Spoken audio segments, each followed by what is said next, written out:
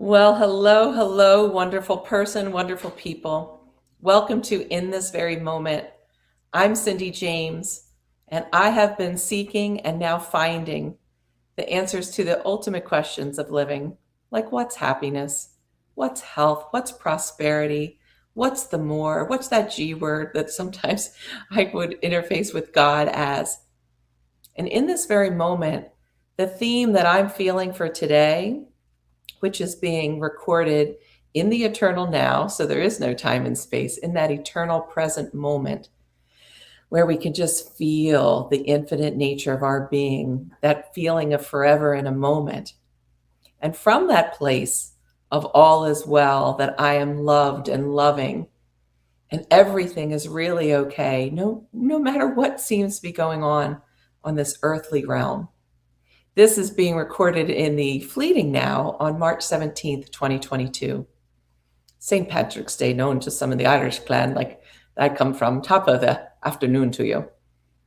I often go in between an Irish dialect and an Indian accent, and I don't know that I do either well, so that is all you'll get from me today around that.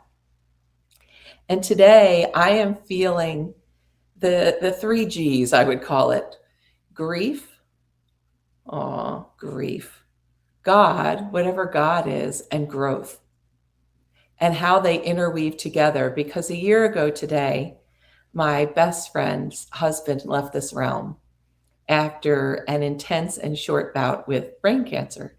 Came very, very fast. A healthy, vibrant, amazing man, an incredible friend to me, a wonderful father and doctor and husband and beautiful human being. And his exit came fast, and today was the day of his last physical breath with his body.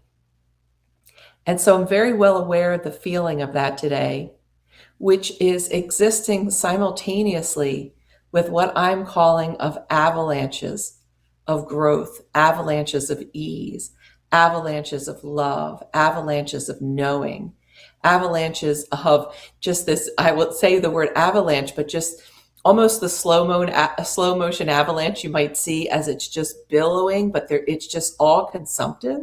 So there's no way to really avoid it.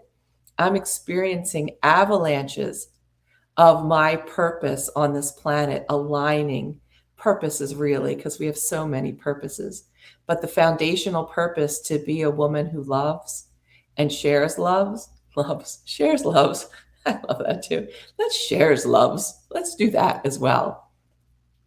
Is occurring so simultaneously with this. And I thought about that with what's going on in the world, and probably has been going on in the world since the world was the world.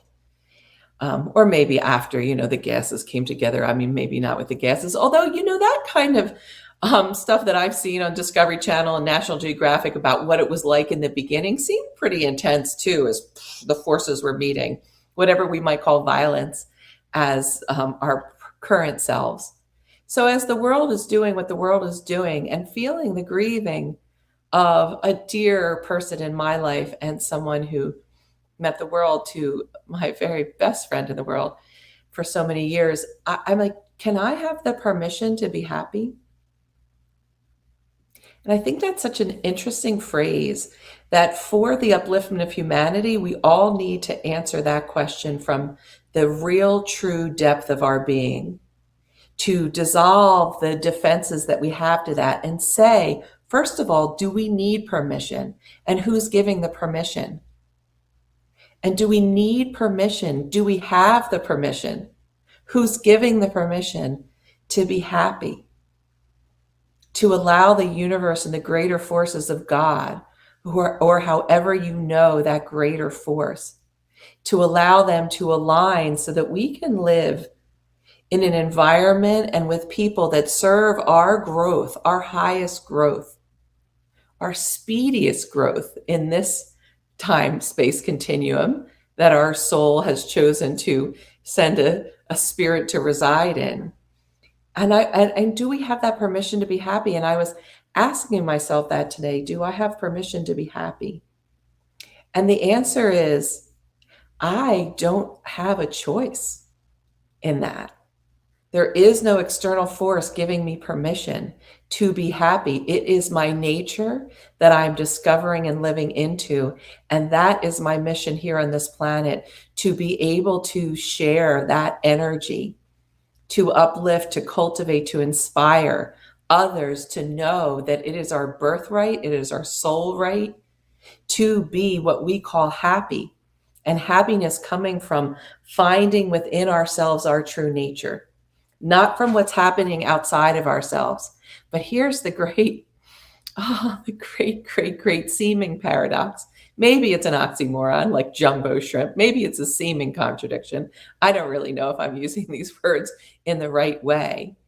But when we come to know that we are infinite, that we can be happy, that we have the choice to be happy no matter what's going on around us, no matter whether bombs are dropping on us, whether we're dying in concentration camps, whether someone is abusing us, or whether we're being made love to, whether we're being praised, whether we're floating in Caribbean islands, which is a personal heaven for me. That when we know that to be true, eventually it must be that we will experience external symptoms of happiness. I'll call it that way. External signs of the alignment of the world that we see around us in order with the truth of our eternal nature. And once we inhabit that, then we become what I have called myself a self-titled planetary force for truth. And self-titled with a capital S, I know that to be true, and I know that so are you and you and you and everyone when we awake to it now. So not only do I have permission to be happy, if I need permission, I guess it's got to come from my lower self. My lower self, because my higher self is like, duh. You don't need no permission to be happy. It's what you are. But the lower self that still has doubts and fears, that still contrasts and measures whether I deserve this or not, that I can then say to that, maybe like a fussing toddler that's not grown up yet, which is really what our lower vibrations are. When we see heinous acts in the world, it's really immature psyches at work. And how do we help an immature or a toddler that might be tantruming grow? Sometimes with a lot of intensity, but in authority. Enough. Have you said that before to yourself? Enough. Or we say it with such compassion with that enough. It's enough now. And with our intuition, we know which to use and when, and it can be very malleable. We have many, many, many ways of interfacing with these immature, not fully grown, not ripe energies that encourage them to grow, that encourage them to ripen, rather than maybe temporarily halting them, but just suppressing that energy until it geysers bigger. So I am a living proponent of moving, radiant, growing happiness. I think I said growing. I like that too. Growing happiness. Even as I am contemporaneously experiencing the grieving and the tenderness. I miss that man that left this realm last year. I grieve the opportunities that I had only imagined with him and my dear friend and her family.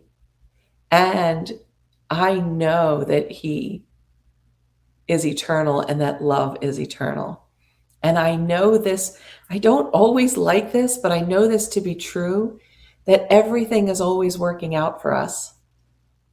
Could you imagine that? What blasphemy she speaks. Get thee back, devil woman, I would say, especially to one of my dear friends and teachers when she would say stuff like this to me. And I was so entrenched in the pain of the world because I thought that if I wasn't entrenched in the pain of the world, I would be avoiding it and I wouldn't be making a difference.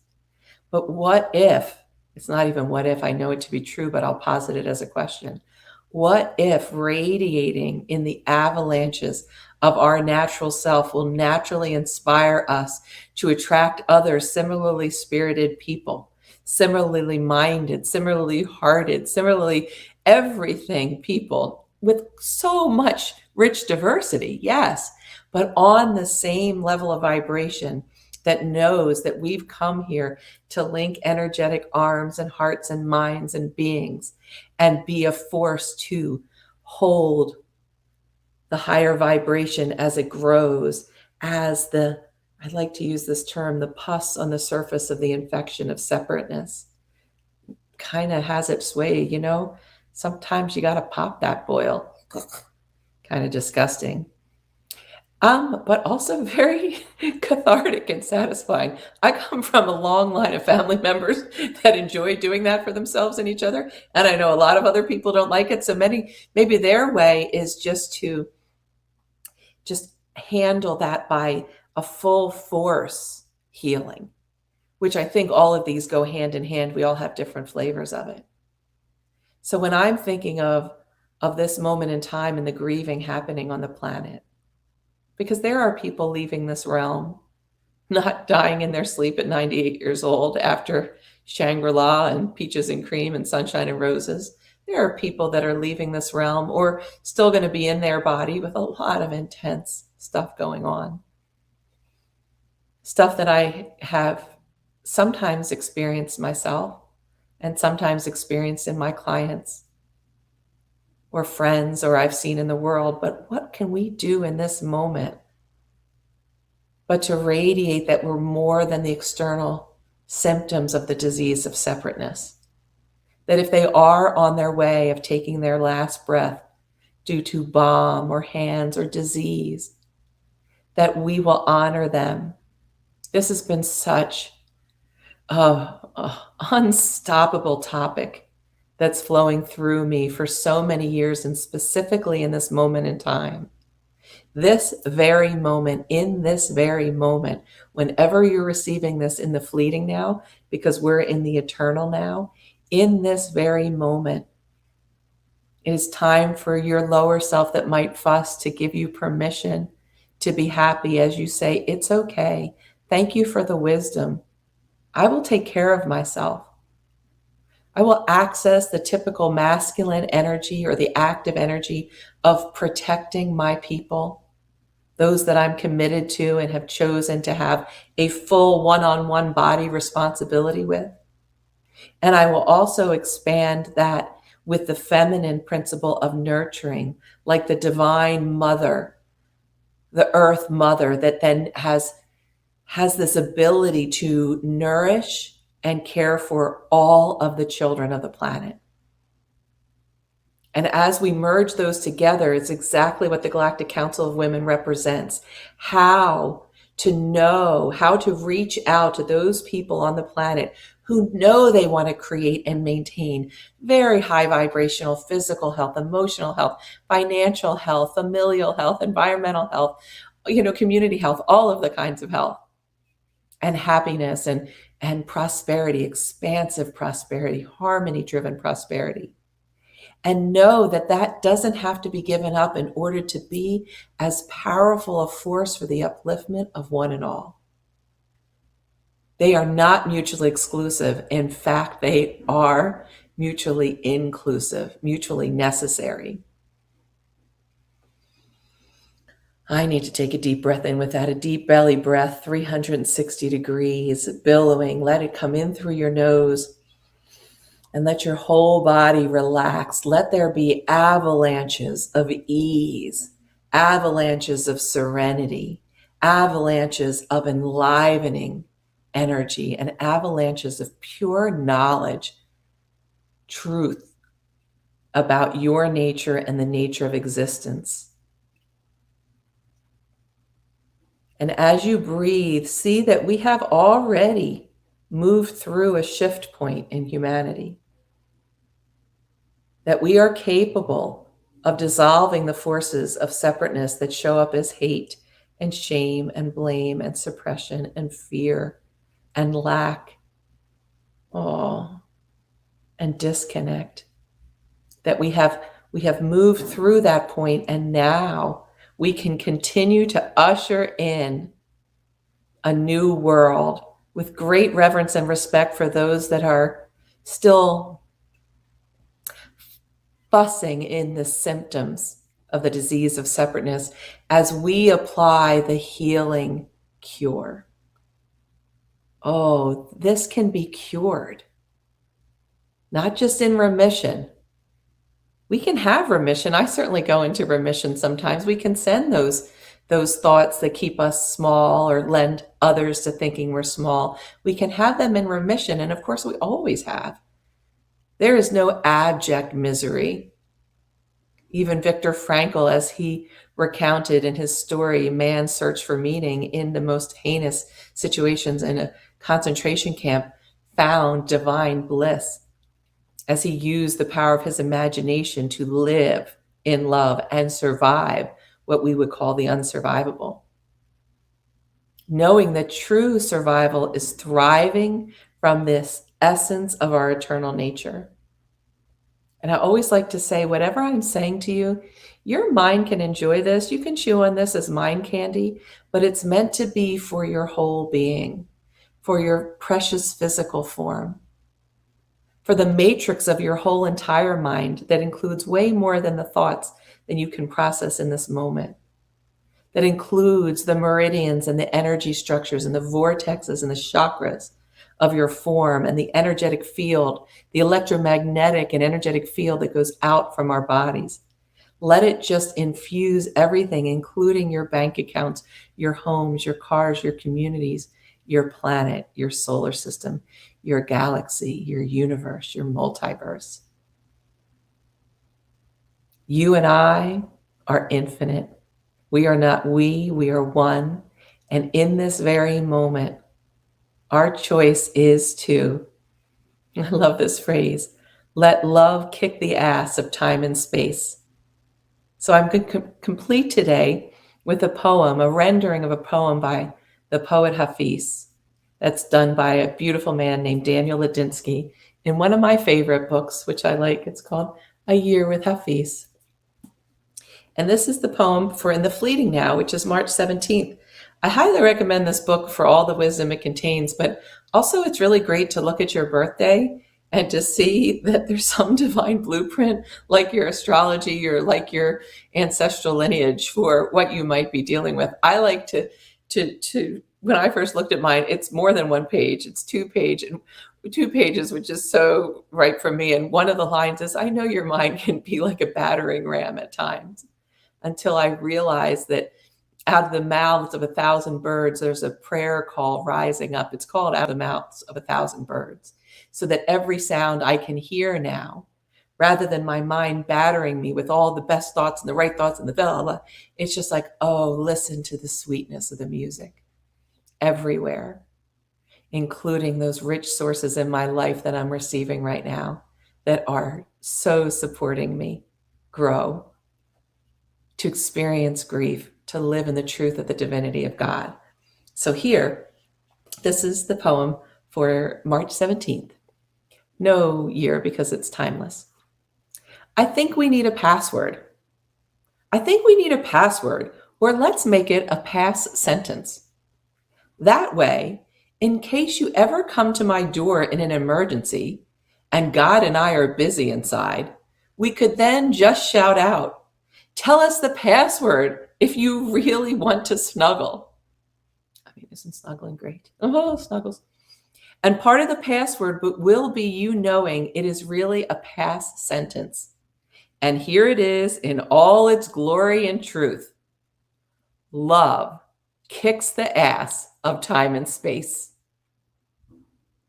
Upon hearing that, God and I would look at each other bewildered, but with delight. We would be glad someone had reached us with the golden key on their tongue. Though, just to make sure we heard you right, we might say in unison, sing it loudly, baby. Oh, it's like Austin Powers, sing it loudly, baby. Cut loose. We need to double check. And then if you did, a strength and a smile might rise inside of you, and right next to my heart, you might for a moment be beaming like an eye that knows. Don't ever forget LKTAOTAS. Love kicks the ass of time and space. Maybe even tattoo that somewhere so you will remember.